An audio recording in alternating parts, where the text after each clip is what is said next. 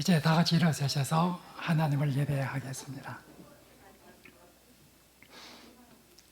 하나님께서 우리에게 주신 가장 큰 계명은 하나님을 사랑하라는 것입니다. 우리는 하나님을 어떻게 사랑해야 합니까? 하나님을 사랑하는 우리는 하나님을 예배하기 위해 이 자리에 모였습니다. 우리는 하나님을 어떻게 예배해야 합니까? 이제 하나님을 전심으로 사랑하는 우리의 마음을 모아 영과 진리로 하나님을 예배하겠습니다.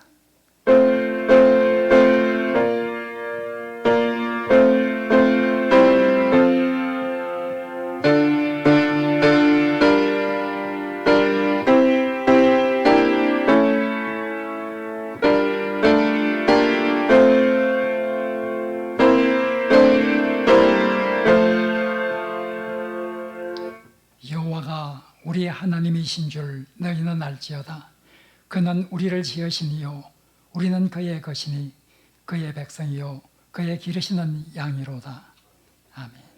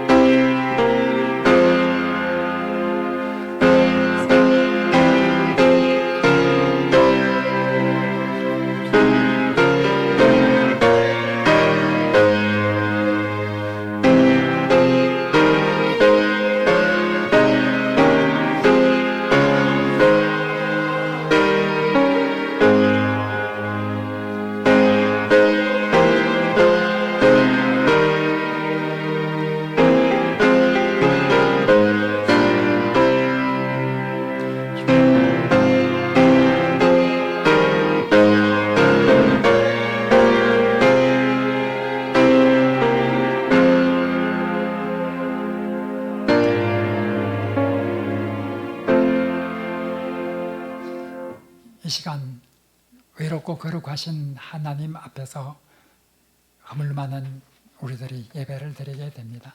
하나님과 우리 사이의 장벽을 이루고 있는 우리 죄와 허물을 고백함으로써 용서받는 시간을 갖도록 하겠습니다.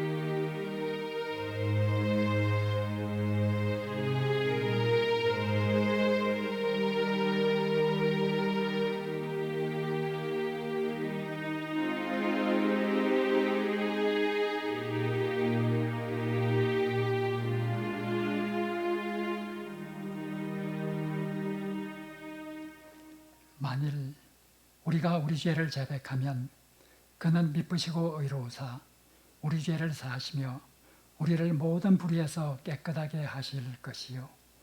이 신실하신 하나님의 말씀에 근거해서 우리가 고백한 죄와 허물이 용서받았음을 확신하시기를 바랍니다.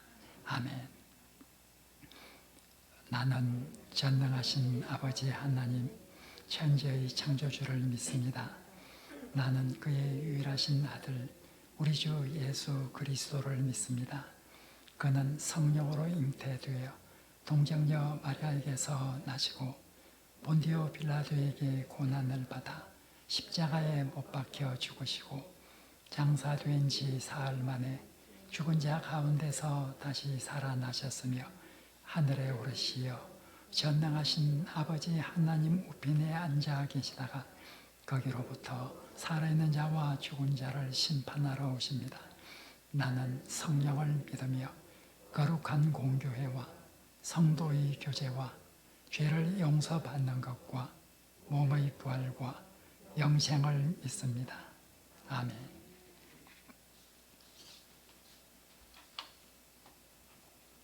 성시교독 54장 시편 126편입니다.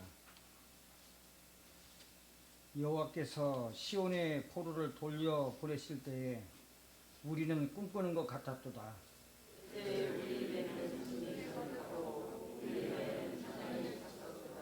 그때 문나라 가운데서 말하기를 여호와께서 그들을 위하여 큰 일을 행하셨다 하였도다.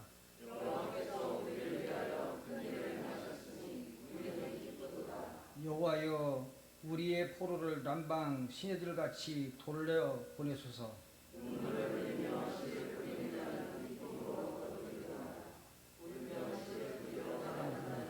반드시 그 기쁨으로 구속식단을 가지고 돌아오리이다. 아멘.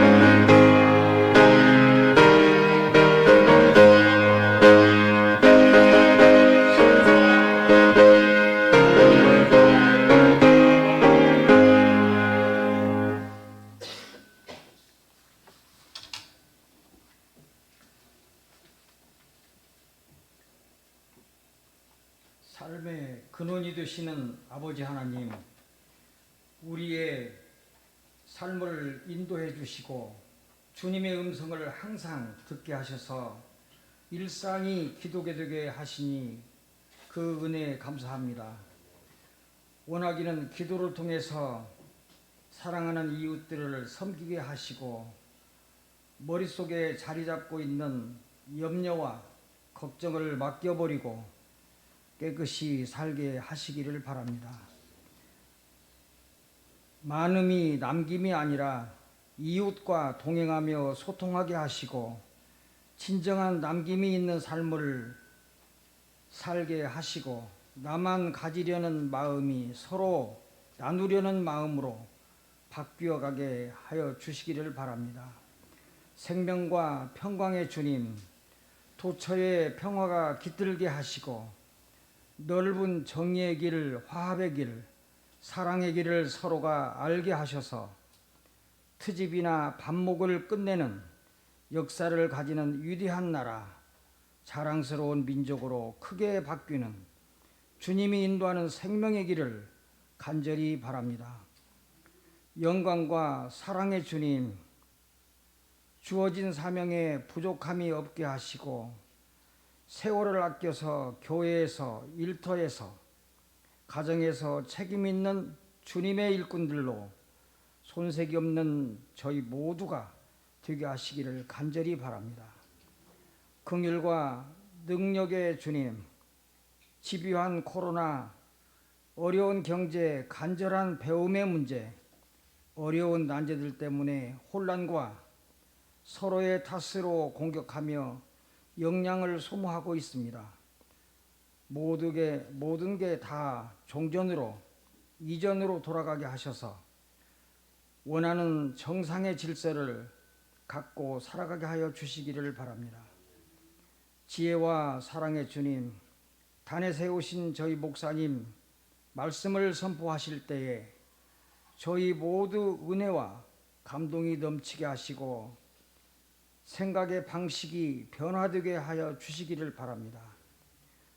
저희 교회 부교육자님들, 교회학교 교사님들, 곳곳에서 헌신하는 봉사자님들이 기억하사 믿음의 복을 내려 주시기를 바라며 예수 그리스도의 이름으로 간절히 기도합니다. 아멘.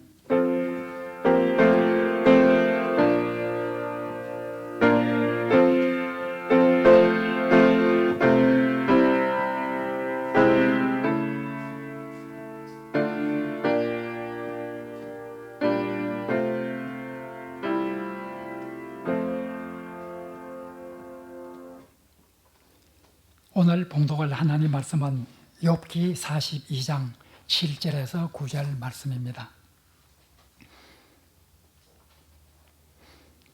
욥기 42장 7절에서 9절을 제가 봉독하겠습니다. 여호와께서 욥에게 이 말씀을 하신 후에 여호와께서 대만 사람 엘리바스에게 이르시되 내가 너와 네 두 친구에게 노하나니 이는 너희가 나를 가리켜 말한 것이 내 종 욥의 말같이 옳지 못함이니라.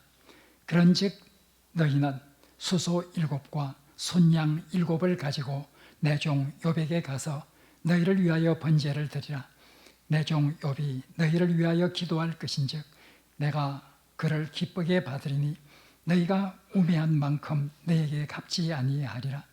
이는 너희가 나를 가리켜 말한 것이 내 종 욥의 말같이 옳지 못함이라.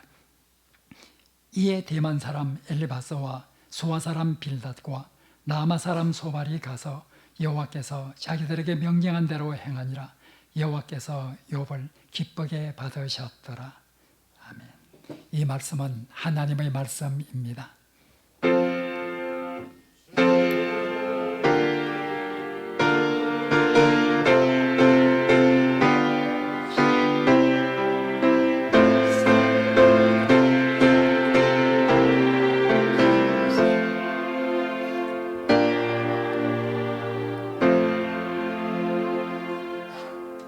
오늘 특송을 할 박영주 집사님은 찬송가를 많이 작곡도 하시고 편곡도 많이 하셨습니다.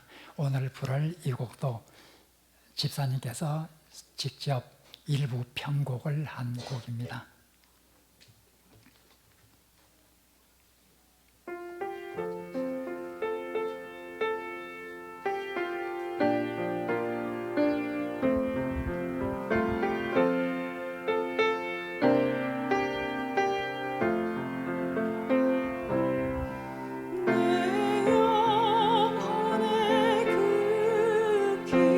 깊은 데서 머문다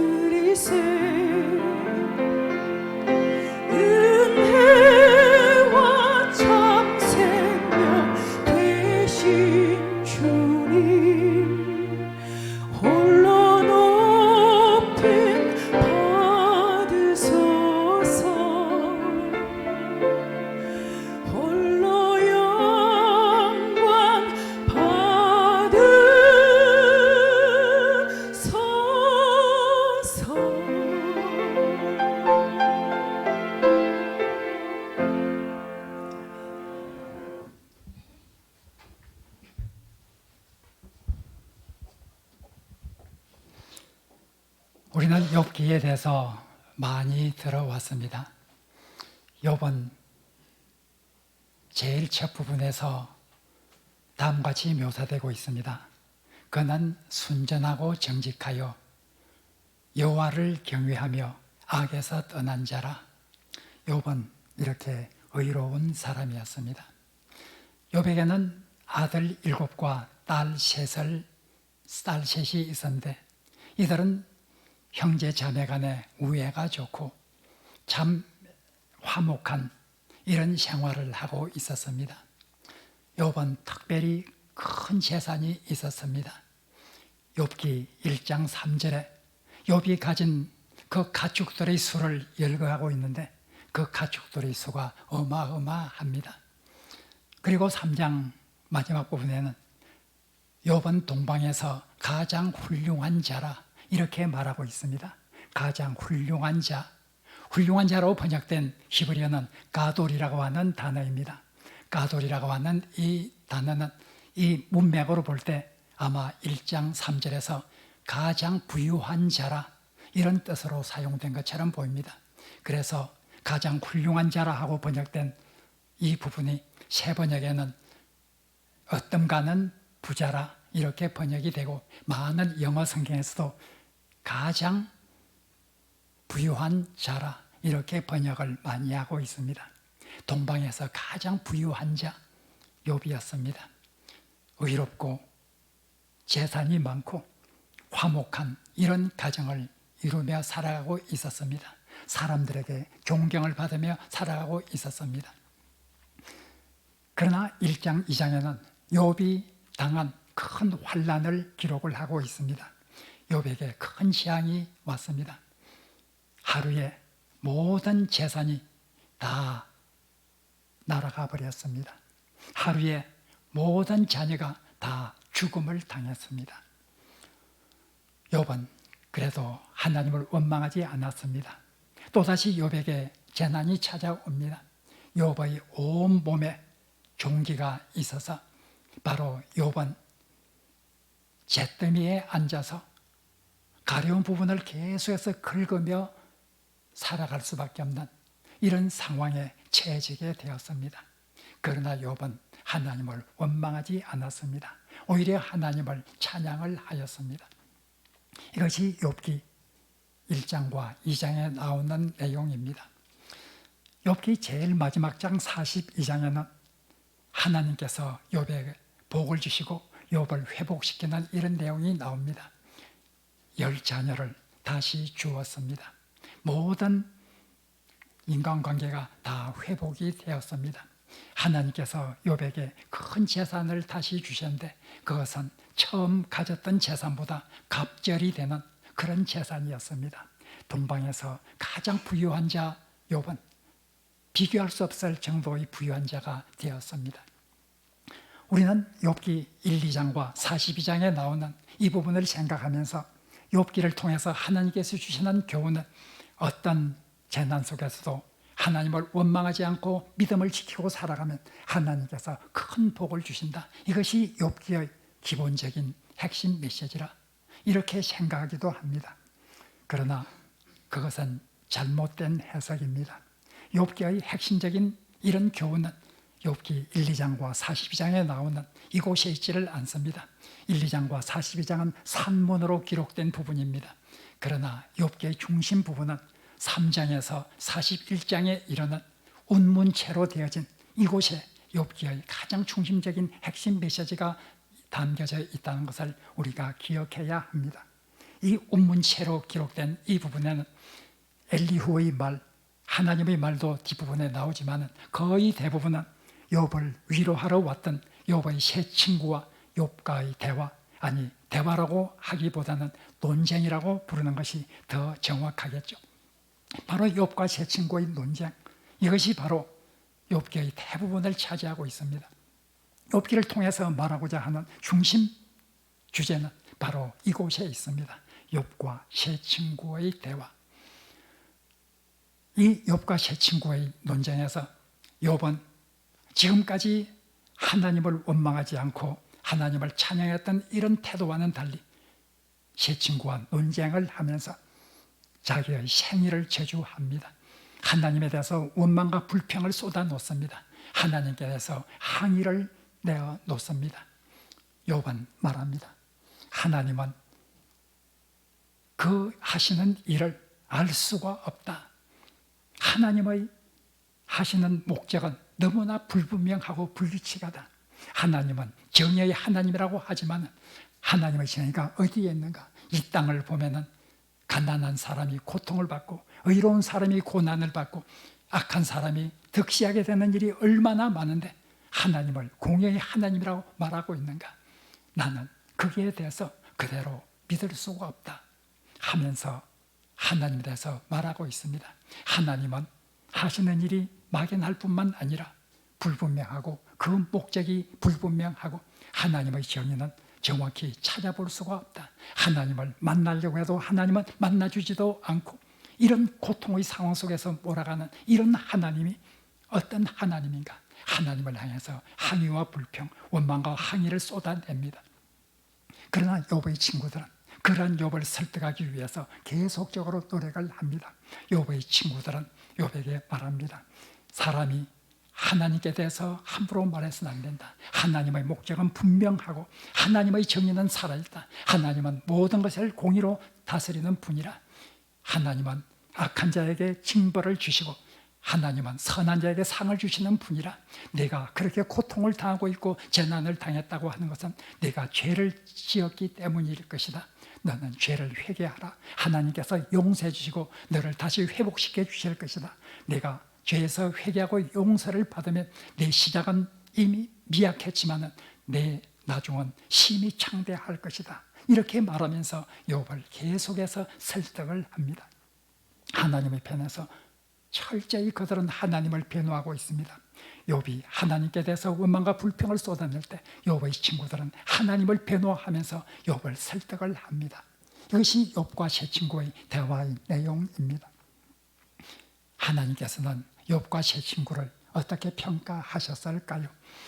욥에 대해서 하나님께 대해서 불평과 불만을 쏟아내는 욥과 욥을 설득하기 위해서 하나님의 편에 서서 하나님을 변호했던 이 욥의 세 친구, 하나님은 누구를 기뻐하셨을까요? 하나님은 누구의 말이 더 진리에 가깝다고 생각했을까요? 오늘 본문 42장 7절에서 9절은 놀라운 하나님의 평가를 우리가 살펴볼 수 있습니다. 하나님께서는 욥의 세 친구에게 말했습니다. 세 친구에게 하나님은 노하셨습니다. 그리고 세 친구의 대표인 엘리바스에게 말합니다. 너와 내 두 친구, 바로 너희들은 나에 대해서 가리켜 말한 것이 욥의 말같이 옳지 못했다. 욥의 말같이 옳지 못했다. 너희가 한 말, 너희가 나에 대해서 말한 것은 욥의 말같이 옳지 못했다 하고 말하고 있습니다. 욥의 말같이 옳지 못했다고 하는 것은 7절 마지막 부분만 아니라 8절 마지막 부분에서도 다시 한번 반복이 됩니다. 하나님은 너희들의 말은 욥의 말같이 옳지 못했다. 욥의 말같이 옳지 못했다고 하는 이 말을 잘못 해석을 하면 안 됩니다. 잘못 해석하면 욥의 말이 옳지 못한 것과 같이 너희들 말도 옳지 못했다. 이런 뜻으로 혹시 해석할 분이 있을지 모릅니다. 그러나 여기에서 말한 것은 결코 그런 뜻이 아닙니다. 원문을 보면 욥은 나에 대해서 옳은 말을 했다고 하면 너희들은 욥처럼 그렇게 나에 대해서 옳은 말을 하지 못했다, 이런 뜻입니다. 하나님의 평가는 참 이상합니다. 그렇게 하나님을 변호했던 그 욥의 세 친구에 대해서 정당하지 못했다, 나에 대해서 말한 것이 옳은 것이 아니었다, 오히려 욥의 말이 나에 대해서 말한 것이 더 옳았다, 이렇게 하나님께서는 평가를 하고 있습니다. 도대체 어떻게 된 것일까요? 우리가 생각하기에는 분명히 욥이 정죄를 받고 욥이 정죄를 받고 욥의 친구들이 칭찬을 받아야 될 텐데 하나님의 평가는 정반대였습니다. 욥의 세 친구들, 무엇이 문제였을까요? 많은 학자들은 이 욥기 42장 7절에서 9절을 두고 왜 그랬을까? 왜 욥의 세 친구들은 책망을 받았을까? 욥의 말이 오히려 옳았고 욥의 세 친구의 말이 틀렸다고 하는 이런 평가를 어떤 의미에서 찾아보아야 할까? 이렇게 고뇌하기도 합니다. 오늘 우리는 욥기 전체를 읽어보면서 욥의 세 친구의 잘못을 다음과 같이 생각할 수 있습니다. 첫 번째로 욥은 하나님의 역사에 대해서 정확히 그 역사를 알지 못해서 고뇌하고 고통을 하였습니다. 그러나 욥의 세 친구들은 하나님에 대해서 확신을 하였습니다. 모든 하나님의 뜻을 다 알고 있는 것처럼 생각을 하였습니다. 누가 옳을까요? 우리가 하나님께서 우리에게 보여주신 확실한 것들이 있습니다. 구원의 법칙, 우리가 살아갈 때 어떻게 살아야 할지 성경을 통해서 분명히 우리에게 확실히 보여준 부분이 있습니다. 그러나 우리가 살아갈 때 우리가 부딪히는 한 가지 개별적인 사건에 대해서 이 사건이 왜 일어난 것일까? 하나님께서 어떤 뜻이 있어서 이런 사건이 나에게 나타날 수 있을까? 이런 것을 다 알 수 있는 것은 불가능합니다. 왜냐하면 하나님께서 개개의 사건에 대해서 하나님이 어떤 계획을 가지고 있는지는 우리들에게 가려져 있기 때문입니다. 우리의 눈에 보이지 않기 때문입니다. 욥기 1장과 2장에 보면 하늘에서의 천상의 회의의 모습이 나오고 있습니다. 그곳에 사탄도 참석을 하였습니다. 그래서 하나님께서 사탄에게 말합니다. 네가 다 돌아보았느냐? 욥처럼 나에게 순전하고 의로운 자가 없다. 사탄은 아니다. 하나님께서 복을 주셨으니까 그렇지. 그 복을 거듭하면 틀림없이 욥은 당신을 원망해 될 것이다. 하나님께서 시험을 해봐도 좋다고 바로 하나님께서 사탄에게 허락을 해주었고 사탄은 욥을 시험하게 됩니다. 이 천상에서 일어난 일, 이 일은 욥에게 가려져 있습니다. 이 천상에서 이러한 일이 있었다는 것은 욥뿐만 아니라 욥의 가족들에게도 가려져 있습니다. 욥의 세 친구들에게도 가려져 있습니다. 모든 사람에게 바로 하늘에서 있었던 이 천상의 회의 광경은 가려져 있습니다. 모든 사람은 이것을 볼 수 없습니다. 우리가 세상을 살아가면서 하늘에서 어떤 대화가 오가고 나에 대한 하나님의 어떤 뜻이 이루어지고 있는지 우리는 하나하나 개별적인 사건에 관한 하나님의 뜻을 분명히 알 수가 없는 존재입니다. 우리가 때때로 구원과 우리의 행위의 법칙에 대해서는 아주 명확하게 알 수 있을지라도 개개의 사건 하나하나에 대한 하나님의 뜻을 분별하기는 불가능한 것이 우리 인간의 모습입니다. 그래서 바로 바울도 말했습니다. 고린도전서 13장 12절에서 바울은 우리가 알고 있는 것은 거울로 보는 것처럼 희미할 뿐이다. 그러나 마지막 날 우리가 하나님을 얼굴로 맞대어 볼 그날이 오면 모든 것이 확실해질 것이다 하고 말하고 있습니다. 지금은 우리가 아는 것은 거울로 보는 것 같이 희미할 뿐이다. 주 1세기의 거울은 오늘 21세기에 우리가 보는 거울과는 전혀 다른 거울입니다. 희미할 뿐입니다. 바로 욥의 세 친구들은 이런 모든 것에 대해서 그들은 하나님에 대해서 정확히 모든 것을 알고 있는 것처럼 말하고 있습니다. 욥의 세 친구는 하나님의 섭리와 하나님의 계획은 너무나 오묘해서 누구도 측량할 수 없다는 것을 말하고 있습니다. 그들은 욥을 청죄하면서 5장 9절에서 엘리바스는 욥에게 말하고 있습니다. 하나님의 오묘한 섭리가 얼마나 깊은지 누구도 측량할 수 없다 말하고 있습니다. 그리고 11장 7절에서 9절에서 소발은 욥을 향해서 다시 말하고 있습니다.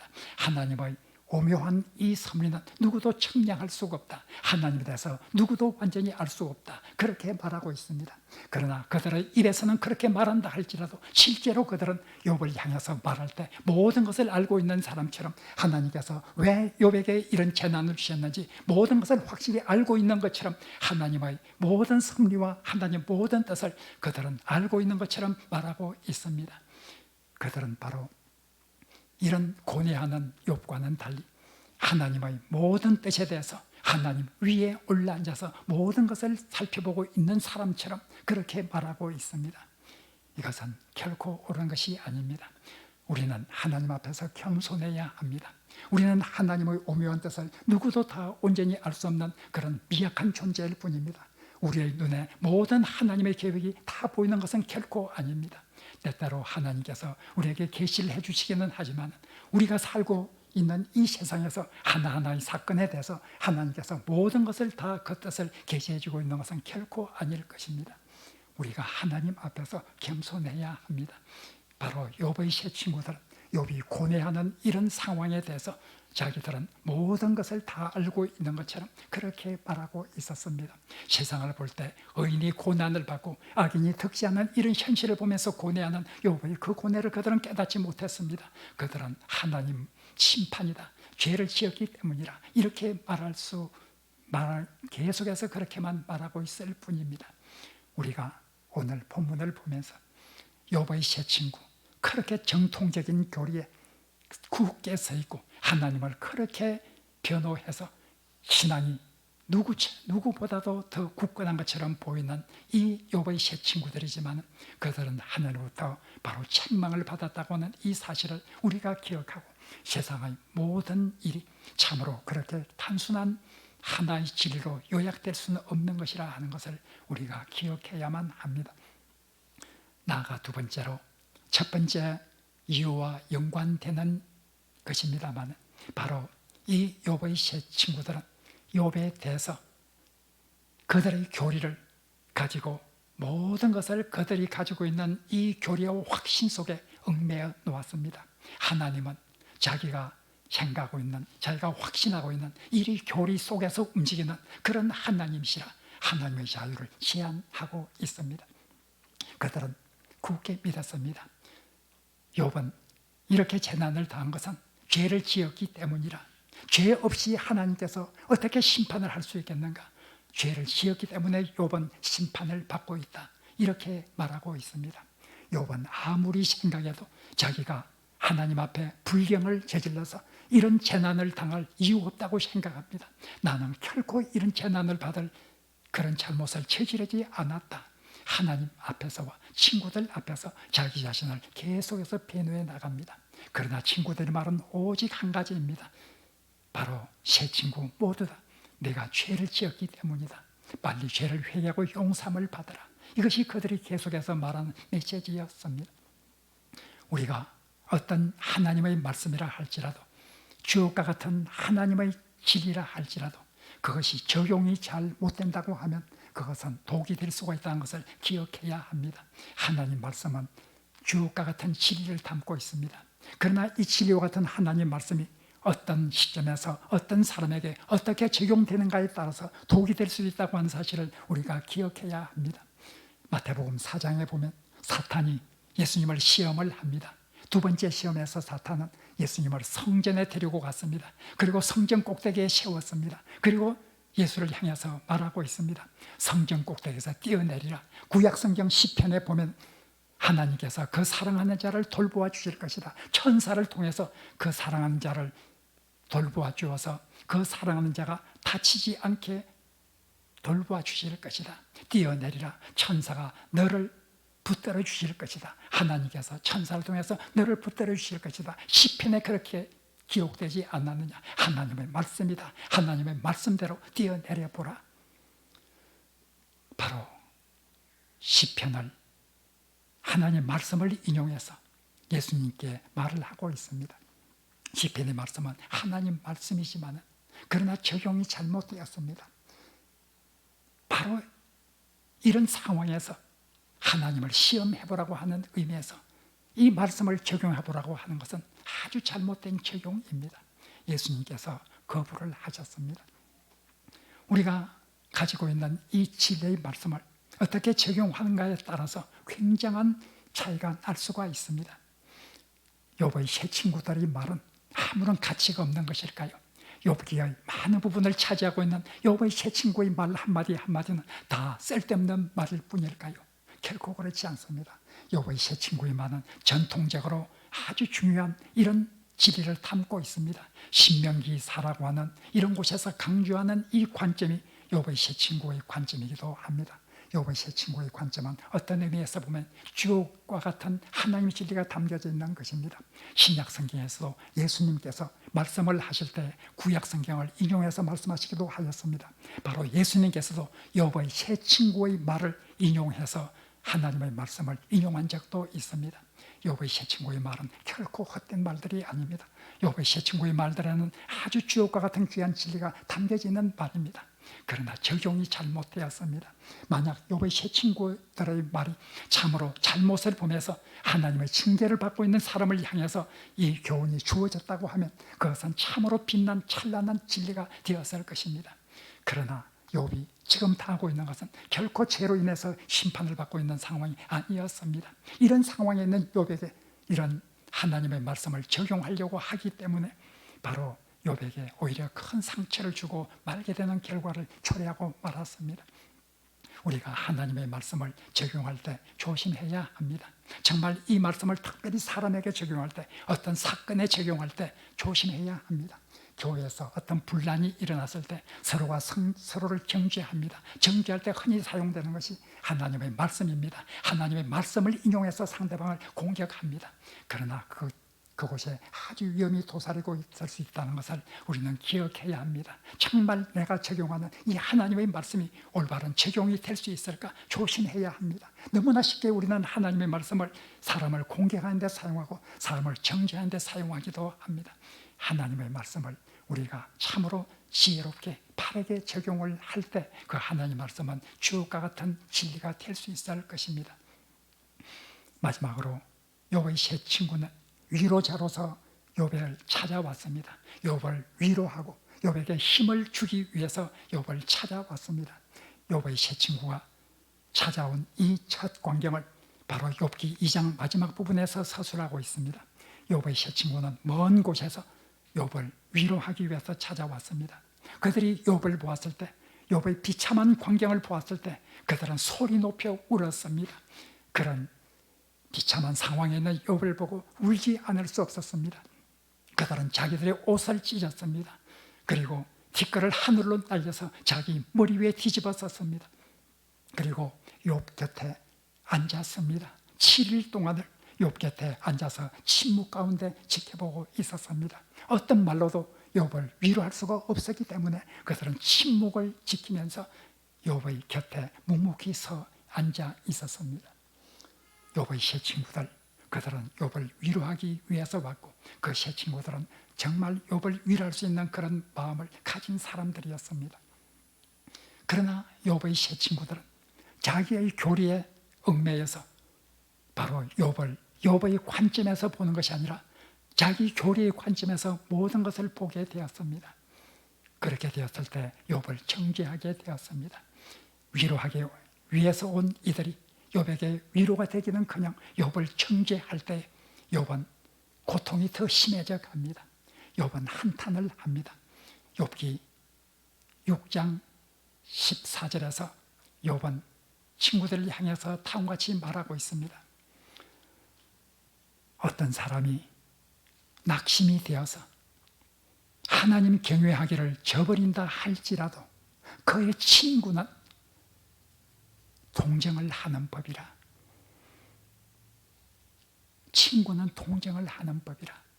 낙심이 되어서 하나님 경외하기를 버리고 믿음에서 떠나는 이런 경우에도 그의 친구는 그래도 동정을 하는 것이 인지상정이거늘 너희는 어떻게 나를 그렇게 고통스럽게 만들고 있느냐 하고 말하고 있습니다. 욥기 16장 2절에서 욥은 친구들을 향해서 말하고 있습니다. 너희들은 나에게 재난을 주는 위로자들이다. 너희들이 나를 위로하고 나를 위로하러 왔다고 말하지만 실제로 너희들은 말은 나를 쑤셔서 내가 고통을 더 받게 하는 그런 역할밖에는 하지 못하고 있구나. 너희들은 재난을 주는 위로자들이라. 이렇게 탄식을 하고 있습니다. 욥이 친구들을 만나기 전에 욥은 하나님을 찬양을 하였습니다. 온 가족을, 온 자녀를 다 잃고 그리고 모든 재산을 다 잃었을 때 욥은 말했습니다. 내가 적신으로 왔은즉 적신으로 가는 것이 또한 마땅하다. 주신 자도 하나님이시기 때문에 취하신 자도 하나님이시니 내가 하나님을 찬양을 할 것이라. 이것이 욥의 반응이었습니다. 온몸에 종기가 나서 참으로 비참한 상황 속에 빠졌을 때 그의 아내조차도 하나님을 욕하고 죽어라 이렇게 내뱉었을 때에도 욥은 아내에게 말하고 있습니다. 당신의 말이 꼭 미련한 사람들의 말과 같다. 하나님께서 우리에게 복을 주셨은즉 재앙도 두시지 아니하시겠느냐 하면서 아내를 달래고 있습니다. 그러한 욥의 모습이 세 친구와 함께 논쟁을 하면서 변하게 됩니다. 하나님에 대해서 원망과 불평을 쏟아내게 됩니다. 하나님께 대해서 항의를 합니다. 하나님은 만날 수도 없는 분, 그의 목적은 희미한 분, 이런 분이 하나님이시라 하면서 토로를 하고 있습니다. 이것으로 인해서 욥도 책망을 받기도 하였습니다. 욥기 38장 41장에 나오는 이 부분은 바로 하나님께서 친히 나타나셔서 욥이 지금까지 한 말에 대해서 책망을 하는 이런 내용이 나오고 있습니다. 욥의 세 친구가 오기 전에 그렇게 신앙을 굳게 지켰던 욥이 세 친구가 옴으로 말미암아 오히려 욥은 하나님 앞에 책망을 듣게 되는 이런 일이 벌어지게 되었습니다. 우리가 어떤 사람을 위로할 때 그 사람의 입장에서 그 사람을 생각을 해야 될 텐데 나의 입장에서 그 사람을 생각하면서 판단하고 정죄하기 때문에 그 사람에게는 위로가 되기는커녕 오히려 고통이 되어지는 이런 경우도 많이 있다는 것을 우리는 기억해야 합니다. 우리는 이웃을 향해서도 하나님을 향해서도 하나님의 뜻을 다 알지 못하기 때문에 겸손해야 하는 것처럼 우리가 이웃을 향해서도 그 이웃의 상황을 정확히 알지 못하기 때문에 항상 겸손하게 나아가야 합니다. 이웃을 정죄하고 이웃을 판단하는 일에 우리는 참으로 조심스러워해야 합니다. 우리가 욥기를 읽어보면 가장 경건하고 가장 하나님 편에서 하나님을 변호했던 이 신앙이 굳은 사람처럼 보이는 이 사람들, 하나님으로부터 정죄를 받았다고 하는 이 사실 앞에서 우리는 참으로 이 세상을 살면서 겸손해야 될 필요가 있다는 것을 하나님 앞에서 하나님의 뜻을 찾는데 더욱 겸손해야 되고 이웃 앞에서 이웃에게 나아갈 때 그 이웃의 상황을 모르기 때문에 우리는 더욱더 겸손해야 되는 이런 자세를 가져야 될 필요가 있다는 것을 오늘 본문을 통해서 우리는 깨달을 수 있습니다. 우리가 경건한 자로서 하나님의 뜻을 분별하는 자로서 우리가 참으로 하나님의 뜻을 분별하기 위해서 하늘로부터 오는 지혜를 구해야 합니다. 우리에게 가려져 있는 하나님의 진리가 무엇인지 하나님께서 밝혀 보여주기를 기도하는 마음으로 겸손하게 하나님께 나아가고 우리 이웃을 향해서 나아가야 합니다. 이런 태도, 이런 자세를 가지고 살아가면서 하나님 앞에 큰 영광을 돌리고 하나님부터 칭찬 듣는 이런 귀한 하늘의 백성이 되기를 간절히 바랍니다.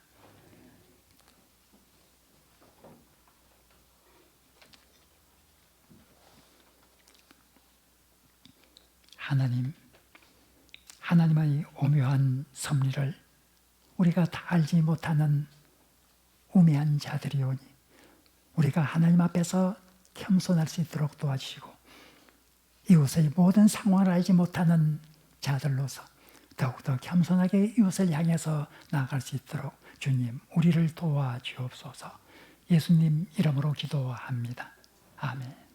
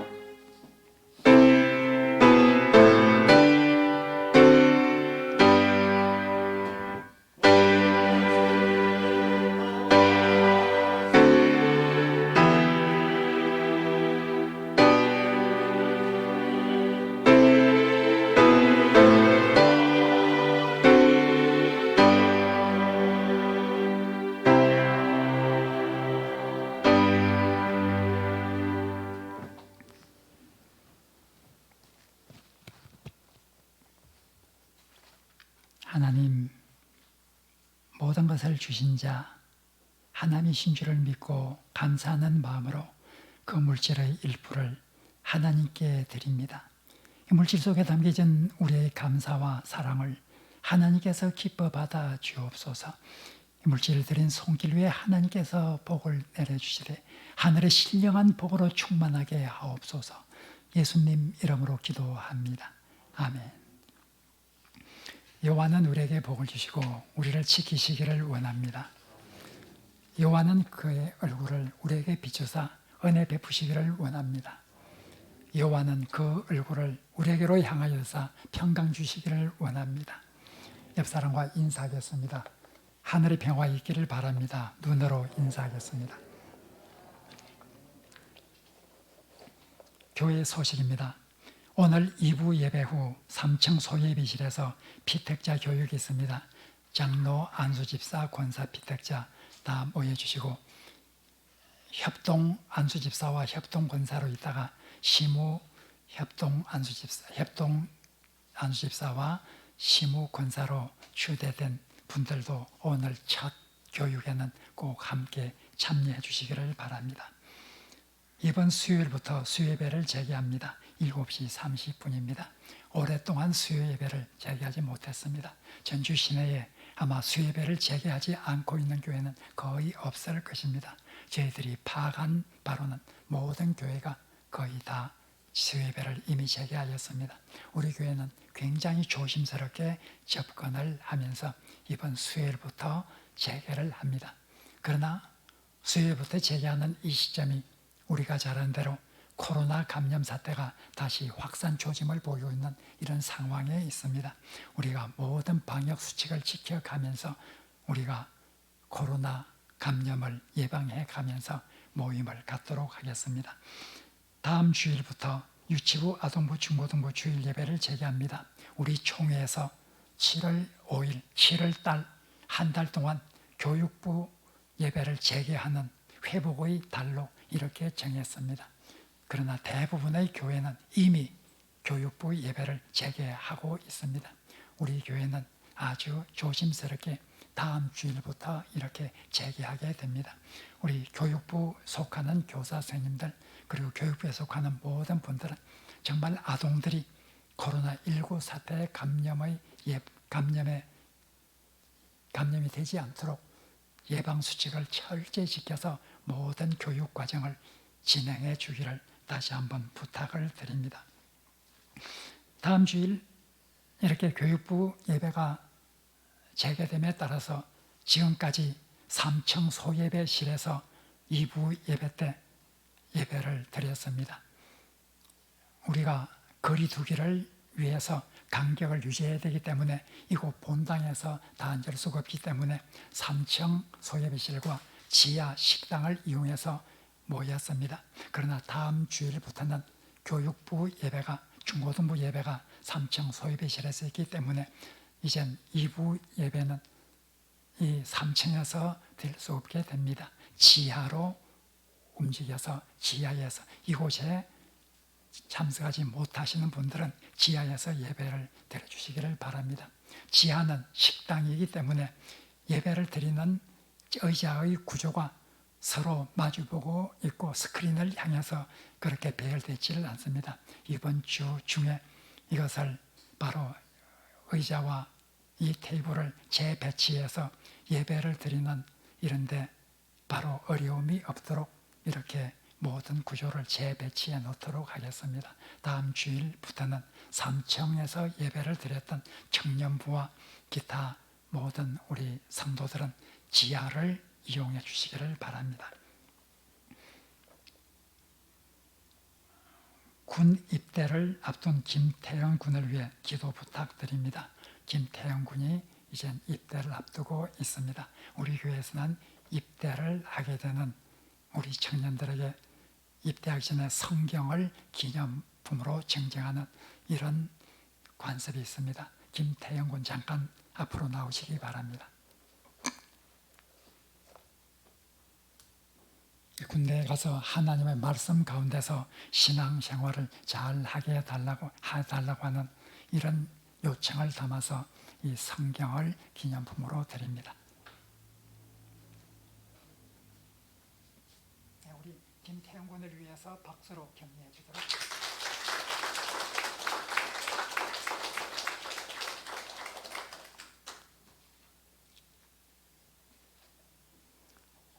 코로나19 감염에 대비해서 교회 모든 모임 시 방역 수칙을 준수하여 주시기 바랍니다. 여러분들이 꼭 방역 수칙을 준수하고 또 모임이 마쳤을 때 방역을 소독을 철저히 해 주셔서 그곳에서 다음번에 모이는 그 모임이 바로 원활히 이루어질 수 있도록 꼭 각 모임시마다 끝나고 나서 소독을 철저히 해 주시기를 다시 한번 당부를 드립니다. 다음 주일 주후에는 실려 있지 않습니다만은 다음 주일 예배 후에 2부 예배 후에 재직회가 있겠습니다.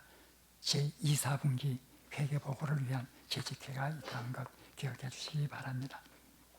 김현숙 권사님, 변산숙 권사님, 이명자 권사님, 이정숙 권사님, 한영미 집사님, 홍산숙 집사님 지난주에 성경 완독된 것을 축하를 드립니다.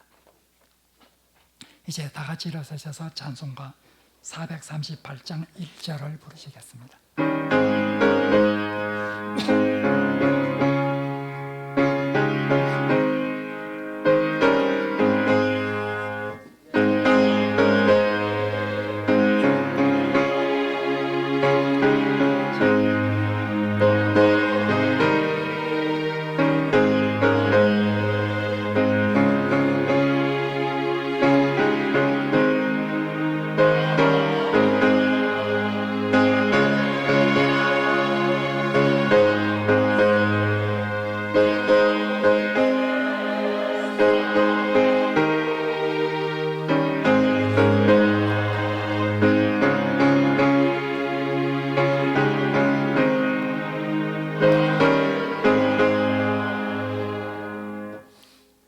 사랑하는 성도 여러분, 하나님 사랑과 함께 하나님께서 우리에게 주신 큰 계명은 이웃 사랑입니다. 우리는 이웃을 어떻게 사랑해야 합니까? 우리는 사랑하는 이웃이 사는 세상에서 어떻게 살아야 합니까? 이제 세상으로 나가 전심으로 이웃을 사랑하며 소금과 빛의 역할을 다하시기를 바랍니다. 하나님께서 우리와 함께 하실 것입니다. 우리 구주 예수 그리스도의 은혜와 우리 하나님의 지극하신 사랑과 우리 성령님의 교제하심이 오늘도 하나님 앞에 더욱 겸손하게 나아가며 이웃을 향해 더욱 겸손한 자세로 나아가기를 다짐하는 하늘의 백성들 위해 지금부터 영원토록 함께 하시기를 간절히 축원하옵나이다. 아멘.